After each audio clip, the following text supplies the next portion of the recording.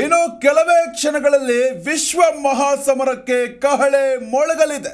ಭಾರತ ದಕ್ಷಿಣ Africa ಮಧ್ಯೆ T20 ವಿಶ್ವಕಪ್ final ಕದನ ಆರಂಭವಾಗಲಿದೆ. ಹರಿಣಗಳ ಬೇಟೆಗೆ ಭಾರತದ ಹುಲಿಗಳು ಸಜ್ಜಾಗಿವೆ. ಇನ್ನು ಎರಡನೇ ಬಾರಿಗೆ T20 ವಿಶ್ವಕಪ್ ಗೆಲ್ಲೋದಕ್ಕೆ ಬ್ಲೂ ಬಾಯ್ಸ್ ಸಜ್ಜಾಗಿದ್ದಾರೆ. ಕೋಟಿ ಕೋಟಿ ಜನ ಕಾತರದಿಂದ ಕಾಯ್ತಾ ಇರುವಂತಹ ಪಂದ್ಯ ಇದು. ಅಜೇಯವಾಗಿ ಫೈನಲ್ ತಲುಪಿದೆ ಭಾರತ ತಂಡ. ಅದೇ ರೀತಿಯಾಗಿ ಹರಿಣಗಳು ಸಹ ಈ ಟೂರ್ನಿಯಲ್ಲಿ ಅಜೇಯವಾಗಿ ಫೈನಲ್ ಅನ್ನು ತಲುಪಿರುವಂಥದ್ದು.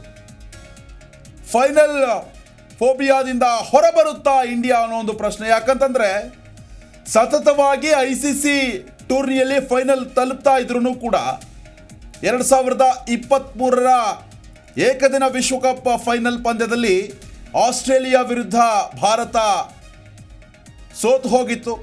ಇನ್ನೂ ಆ ನೋವು ಎಲ್ಲ ಭಾರತೀಯರ ಮನಸ್ಸಿನಲ್ಲಿ ಇದೆ.